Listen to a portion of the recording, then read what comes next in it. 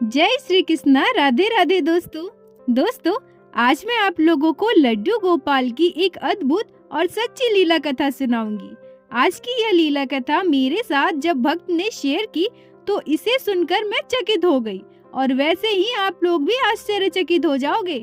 भगवान और भक्त के बीच के इस अटूट प्रेम को देखकर आपकी आंखों में भी आंसू आ जाएंगे। आशा करती हूँ प्रत्येक दिन की भांति आज की यह लीला कथा भी आप लोगों को बहुत अच्छी लगेगी। कोलकाता में रहने वाली सुमित्रा जी अपने बेटे आदित्य के साथ घटी घटना को हमारे साथ शेयर करने के लिए हमसे कांटेक्ट करती हैं और उनके बेटे आदित्य जिनकी उम्र 19 साल की है, उन्होंने हमारे साथ पूरी घटना को शेयर किया। यह घटना आज से करीब 8 साल पुरानी है, जब आदित्य 11 साल के थे। सबसे पहले सुमित्रा जी हमसे कहती हैं कि मेरे परिवार में लड्डू गोपाल की सेवा बरसों से होती आ रही है। मेरी शादी से पहले जब मैं अपने मायके में थी, वहाँ भी मेरे घर में लड्डू गोपाल की सेवा होती थी, जहाँ मेरी मम्मी, मेरी चाची, सभी लोग लड्डू गोपाल की सेवा बहुत ही प्यार से करते थे।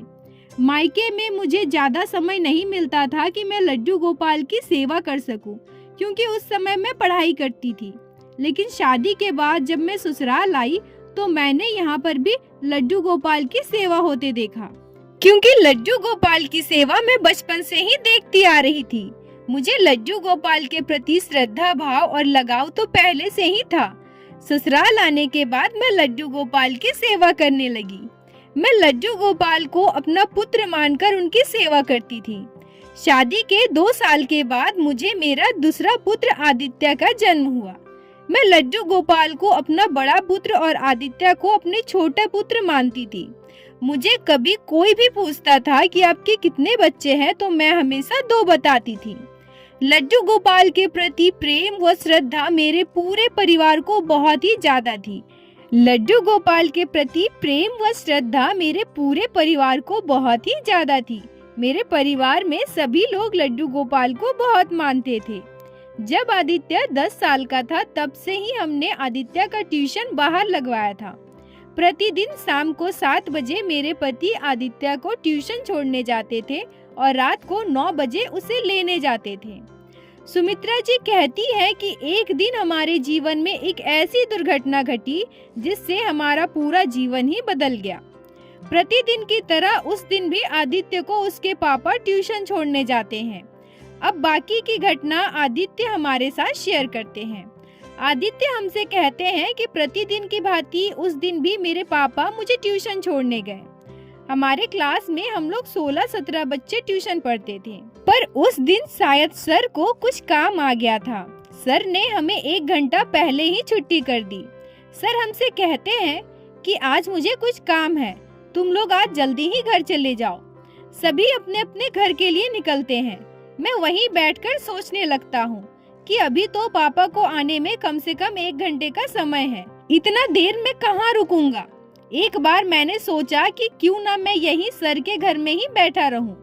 यही सोचकर मैं सर के घर में ही बैठा रहा, पर सबके चले जाने के बाद मैं अकेले वहाँ बोर हो रहा था। उस समय मैं छोटा था, मुझे ज्यादा कुछ समझ में नहीं आया कि क्या करना चाहिए और क्या नहीं। मैं सोचा कि अभी तो 8 ही बज रहे हैं, मैं धीरे धीरे तब तक अपने घर की तरफ बढ़ता हूँ। रास्ते में मुझे कोई ना कोई मिल ही जाएगा, मैं उनसे लिफ्ट ले लूंगा। अकेले 1 घंटा यहाँ बैठकर मैं तो बोर हो जाऊंगा। यह सोचकर मैं अपने ट्यूशन से बाहर जाता हूँ। ठंड का मौसम था, रास्ते में बहुत अंधेरा था, मुझे डर लगने लगा। मैं जैसा सोचकर अपने ट्यूशन से निकला था कि रास्ते में कोई ना कोई मुझे मिल जाएगा, पर वैसा कोई भी मुझे नहीं मिला। मैं मन ही मन सोचने लगा कि मैं अगर ट्यूशन में ही रुक जाता तो कितना अच्छा होता, और मन ही मन अपने बड़े भाई लड्डू को याद करने लगा। मैं सोचने लगा, लड्डू तुम भी तो मेरे बड़े भाई हो ना, जैसे सबके बड़े भाई उसे लेने और छोड़ने आते हैं, अगर तुम भी होते तो तुम भी मुझे आज लेने आते ना। मैं ट्यूशन से निकलने के बाद अपने फैसले पर बहुत पछता रहा था। रास्ता बहुत अंधेरा था और मुझे डर लग रहा था, और मैं डरते डरते आगे की ओर बढ़ रहा था। अब मैं अपने ट्यूशन और घर के बीचों बीच आ गया था। ना मैं अपने घर जा पा रहा था और ना ही अपने ट्यूशन वापस जा सकता था। आदित्य कहते हैं कि इसके बाद मेरे जीवन में एक ऐसी भयानक दुर्घटना घटी जिसके बाद मैं इस दुनिया में हूँ, तो ये मेरे लिए सबसे बड़ी किस्मत की बात है। एक तो मैं पहले से ही डरा हुआ था। ठंड का मौसम था, रास्ते में ज्यादा लोग भी नहीं थे। डरते डरते मैं सड़क के किनारे से अपने घर की ओर बढ़ रहा था। तभी अचानक से कहीं से एक बाइक आती है और मुझे जोरदार टक्कर मार देती है। जैसे ही बाइक ने मुझे टक्कर मारी, मैं समझ गया कि आज ये मेरा अंतिम दिन होगा। टक्कर इतनी जोरदार थी कि मेरा बैग एक तरफ गिरता है और मैं दूसरी तरफ दूर जाकर गिरता हूँ। आदित्य कहते हैं कि उसके बाद क्या हुआ मुझे कुछ भी याद नहीं है, पर मैं अगर कुछ याद कर सकूं तो मुझे बस एक चीज याद आती है कि कोई लड़का मेरे सर को अपनी गोद में रखे हुए था और मेरे चेहरे में हाथ फेर रहा था। मैं जब अपने हाथ को उठाकर उसे छूने की कोशिश करता हूँ, तब मैं बस उसके बाल को, केस को पकड़ पाता हूँ। वो थोड़े लंबे थे और बहुत ही मुलायम थे। एक अजीब सी अनुभूति के साथ मैं बेहोश हो जाता हूँ और उसके बाद मुझे कुछ भी पता नहीं है, मुझे कुछ याद नहीं है कि क्या हुआ था।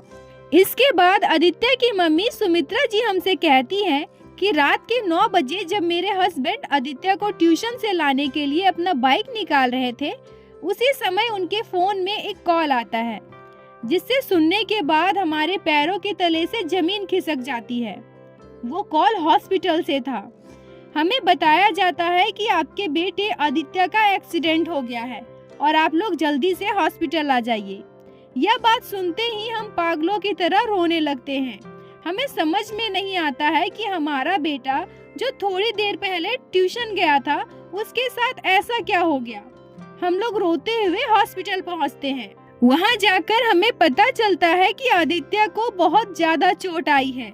हम अपने लड्डू को बार बार प्रार्थना कर रहे थे, उनसे कह रहे थे कि लड्डू अपने भाई को ठीक कर दो, उसकी रक्षा करो, तुम दोनों के सिवा हमारा और कोई भी नहीं है। हॉस्पिटल में हम लोग पता करने की कोशिश करते हैं कि मेरे बेटे को हॉस्पिटल कौन लेकर आया था। हॉस्पिटल से हमें यह जानकारी मिलती है कि आपके बेटे को कोई 20-22 साल का लड़का यहाँ लेकर आया था। एडमिट करने के बाद उसने सिक्योरिटी मनी के तौर पर 5,000 रुपए भी जमा करवाए हैं। उसने ही आपका नंबर भी दिया, बोला कि बहुत जल्दी में हूँ, मुझे कहीं जाना है, आप लोग ही कॉल करके इनको इन्फॉर्म कर दीजिए। और उसके बाद आपके बेटे का नाम भी उसने ही बताया था। सुमित्रा जी कहती हैं कि उस समय हम तो वैसे ही अपने बेटे के लिए बहुत परेशान थे। हमें लगा कोई जान पहचान का होगा, बाद में तो जरूर मिलेगा। मेरे बेटे को बहुत चोट लगी थी। एक एक पल हमारे लिए बहुत मुश्किल से कट रहा था। इस बीच मैं बस अपने लड्डू गोपाल से प्रार्थना करती रही, रोती रही। हे मेरे गोपाल, हे मेरे कान्हा, हे मेरे बाके बिहारी, कृपा करो, अपने भाई को ठीक कर दो। पूरे 16 घंटे के बाद मेरे बेटे को होश आती है। तब हमने थोड़ी चैन की सांस ली। 2 दिन बीत चुके थे। आदित्य की कंडीशन पहले से बेहतर हो रही थी। अब हम सोचने लगे कि वो लड़का जिसने 5,000 रुपए जमा कराए, हमारे बेटे को हॉस्पिटल लेकर आया, वो कौन था? वो वापस क्यों नहीं आया अपने पैसे लेने के लिए? हमने अपने रिश्तेदार, अपने पड़ोसी सबसे पूछा, पर उनमें से कोई भी नहीं था। हम यह भी सोचने लगे कि अगर उनमें से कोई होता तो सामने से आकर बताता ना। हमें कुछ भी समझ में नहीं आ रहा था कि कोई अगर अनजान इंसान था तो मेरे बेटे का नाम उसको कैसे पता, नाम के साथ साथ मेरा फोन नंबर उसे कैसे पता। इतने सारे सवालों के बीच हम लोग बहुत परेशान थे और बस अपने गोपाल से यही प्रार्थना कर रहे थे कि जो भी हो, बस मेरा बेटा जल्दी से ठीक हो जाए। पूरे 5 दिनों के बाद मेरा बेटा आदित्य थोड़ा थोड़ा बात करने लगा। उसकी तबीयत में सुधार होते देख हम सभी बहुत खुश थे और लड्डू गोपाल को बहुत बहुत धन्यवाद देने लगे। उसके बाद मैंने अपने बेटे से पूछा, आदित्य, उस दिन तुम्हारा एक्सीडेंट कैसे हुआ था? आदित्य ने एक्सीडेंट की सारी बातें बताई। उसने कहा कि मुझे नहीं पता अचानक से कहां से वो बाइक आई और मुझे जोरदार टक्कर मारकर वहां से चली गई। तभी मैं पूछती हूँ कि तुझे जो हॉस्पिटल लेकर आया था वो कौन था? और यह जानकर हम सभी बहुत हैरान हो जाते हैं कि जिसने आदित्य को हॉस्पिटल लेकर आया था, उस इंसान को तो वो जानता तक नहीं है।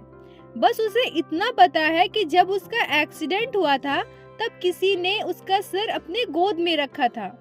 आदित्य कहता है कि जब मैं अपना हाथ बढ़ाकर उसके चेहरे को छूने की कोशिश करता हूँ तब मैं उसके बाल को पकड़ पाता हूँ, जो कि बहुत मुलायम था, और मुझे एक अजीब सा अनुभूति होता है। उसके साथ ही मैं बेहोश हो जाता हूँ। उसके बाद क्या हुआ मुझे कुछ भी नहीं याद। आदित्य की बात सुनकर हम सभी बहुत चौंक जाते हैं। समझ में नहीं आता है कि वो इंसान कौन था जो आदित्य को हॉस्पिटल लेकर आया, और वो तो हमें पहचानता भी नहीं, तो आदित्य का नाम कैसे पता उसको। साथ ही साथ हॉस्पिटल में उसने हमारा नंबर भी दिया और 5,000 रुपए सिक्योरिटी मनी भी दिए। अगर कोई दूसरा इंसान कोई भी हो तो वो अपने पैसे लेने के लिए जरूर आता, और हमारे बारे में इतनी सारी जानकारी उसे कैसे पता। सुमित्रा जी कहती है कि मैं मन ही मन लड्डू गोपाल को शुक्रिया कहने लगी। मैं मन ही मन सोचने लगी कि चाहे वो इंसान जो भी हो, हमारे लिए तो भगवान ही था जो मेरे बेटे को यहाँ हॉस्पिटल तक लेकर आया। अगर वो नहीं होता तो पता नहीं मेरे आदित्य के साथ क्या होता। इसके बाद आदित्य कहता है कि मैं हॉस्पिटल में लगभग 12 दिन तक एडमिट रहा। उसी बीच मेरे साथ एक ऐसी घटना घटी जिसके बाद लड्डू गोपाल पर से मेरा भरोसा कई गुना बढ़ जाता है। आदित्य कहते हैं कि मैं एक दिन सपना देखता हूँ कि मेरे बेड के सामने वही लड़का आकर खड़ा है जो मुझे हॉस्पिटल लेकर आया था। आज मैं उस लड़के को बिल्कुल श्री कृष्ण के रूप में देख रहा हूँ। उसके हाथ में बांसुरी, माथे पे मुकुट जिस पे मोर पंख लगा हुआ है, कमर में दुपट्टा बांधे, और उसके बाल वैसे ही लंबे हैं जैसे कि मैंने उस लड़के का उस दिन देखा था। प्यारी सी मुस्कान के साथ मेरे सामने आकर वो खड़ा हो जाता है और वो मुझसे कहते हैं कि अरे तुम तो मेरे छोटे भाई हो ना। तुम ही तो कह रहे थे कि लड्डू अगर तुम होते तो मुझे ट्यूशन से लेने आते, इसलिए तो मैं तुम्हें लेने ट्यूशन आया था। और मुझे थोड़ा डांटते हुए वो कहते हैं कि अब अगर तुम्हारे ट्यूशन से पहले छुट्टी हो जाए तो तुम कभी भी अकेले बाहर नहीं निकलोगे। सोचो अगर मैं नहीं जाता तो तुम्हारा क्या होता। आदित्य कहते हैं कि मैं चुपचाप उनकी बातों को सुनता रहा। मुझे सपने में भी यह यकीन नहीं हो रहा था कि भगवान श्री कृष्ण स्वयं मेरे सामने खड़े हैं। मैं उनसे कुछ बात करूं, उनसे कुछ पूछूं। थोड़ी देर के बाद वो मेरे बेड के बिल्कुल करीब आ जाते हैं और मेरे माथे पर हाथ रखते हैं। जैसे ही वो मेरे माथे पर हाथ रखते हैं मेरी आंखें बंद हो जाती है और उसके बाद मुझे कुछ भी याद नहीं है। सुमित्रा जी कहती है कि जब आदित्य ने ये बातें हमें बताई तो मेरी आंखों से आंसू नहीं रुक रहे थे। मुझे पता चल गया था कि मेरे लड्डू मेरे आदित्य की जान बचाने वहाँ पहुँचे थे। मेरे लड्डू ने ही अपनी माँ की ममता को बचाया है। मैं हॉस्पिटल से घर आकर सबसे पहले अपने लड्डू के पास जाती हूँ और उनके पास बैठकर बहुत रोती हूँ। मैं उनके आगे हाथ जोड़कर कहती हूँ, हे मेरे गोपाल, आज आपकी कृपा से मेरा बेटा वापस मिल गया। आपने अपने भाई की जान बचाई है। अगर आप नहीं होते तो मुझे नहीं पता मेरे आदित्य के साथ क्या होता। लड्डू गोपाल के श्री चरणों में मेरा कोटि कोटि नमन। सुमित्रा जी कहती है कि कुछ दिनों के बाद मेरा आदित्य बिल्कुल ठीक होकर घर वापस आता है और आदित्य के ठीक होने के बाद हम सभी वृंदावन धाम दर्शन के लिए जाते हैं। आज लड्डू गोपाल की कृपा से मेरा पुत्र मेरे साथ सही सलामत खड़ा है। आज अगर हमारे मुरली वाले हमारे साथ नहीं होते, लड्डू गोपाल की कृपा नहीं होती, तो मेरी पूरी जिंदगी ही खत्म हो चुकी होती। दोस्तों, यहाँ मैं आप लोगों से एक बात कहना चाहूंगी कि कभी भी अपने भगवान पर से, अपने लड्डू गोपाल से विश्वास मत टूटने देना। यह बात आप लोग हमेशा याद रखना कि हम अगर लड्डू गोपाल की भक्ति सच्चे मन से कर रहे हैं तो लड्डू गोपाल कभी भी हमें दुख नहीं दे सकते। बहुत बार बहुत सारी चीजें हमारी जिंदगी में हमारे मन के मुताबिक नहीं होती, तो हम सोचने लगते हैं कि हम इतनी पूजा पाठ करते हैं, लड्डू गोपाल की इतनी सेवा करते हैं, फिर भी हमारे साथ ऐसा क्यों हो रहा है। तो एक बात हमेशा याद रखिएगा, हमारे कर्मों का फल हमें भुगतना ही पड़ता है। जो जैसा कर्म करेगा उसके कर्म के अनुसार उसे भुगतना ही पड़ता है। दोस्तों, हो सकता है आदित्य के साथ जो दुर्घटना घटी है उसके बाद आदित्य हमारे साथ नहीं होते, उसके साथ कुछ भी हो सकता था। पर ये भगवान की ही कृपा है, लड्डू गोपाल के प्रति सुमित्रा जी की भक्ति और विश्वास है जो आदित्य बिल्कुल सही सलामत हमारे साथ है। इसलिए हमेशा याद रखिए कि भगवान की भक्ति करना, उनकी सेवा करना कभी भी व्यर्थ नहीं जाता। अगर आप भगवान की सेवा करोगे तो उसका पुण्य अकेले आपको ही नहीं बल्कि आपके पूरे परिवार और उसके साथ साथ आपसे जुड़े हुए हर एक व्यक्ति को मिलेगा। लड्डू गोपाल हमेशा अपने भक्तों के साथ खड़े होते हैं, उन्हें हर मुसीबत से तारते हैं। बोलो बाके बिहारी नाथ की जय, लड्डू गोपाल की जय, जय जय श्री राधे। दोस्तों, आप लोगों को आज की यह लीला कथा कैसी लगी? अगर आदित्य के जीवन में घटी यह अद्भुत लीला आपके दिल को छुई हो तो कृपया वीडियो को लाइक करके अपने दोस्तों के साथ शेयर अवश्य करें, जिससे बाकी भक्त भी लड्डू गोपाल की इस अद्भुत लीला कथा को श्रवण कर सके। और हमारे चैनल को सब्सक्राइब करें, जिससे प्रतिदिन आप लोग हमारे चैनल पे श्री बाके बिहारी श्री लड्डू गोपाल की अद्भुत लीला कथाएं सुन सके। दोस्तों, यदि आपके जीवन में भी घटी है कोई भी चमत्कारी घटना या लड्डू गोपाल ने कभी भी की हो कोई भी लीला जिसे आप हम सभी के साथ शेयर करना चाहती हैं, तो कृपया हमें इंस्टाग्राम पे मैसेज करें। हम आपसे कांटेक्ट करेंगे और आपकी उस लीला कथा को हमारे चैनल पे बाकी सारे भक्तों के साथ शेयर अवश्य करेंगे। लड्डू गोपाल की कृपा आप पर और आपके पूरे परिवार पर बनी रहे। राधे राधे दोस्तों।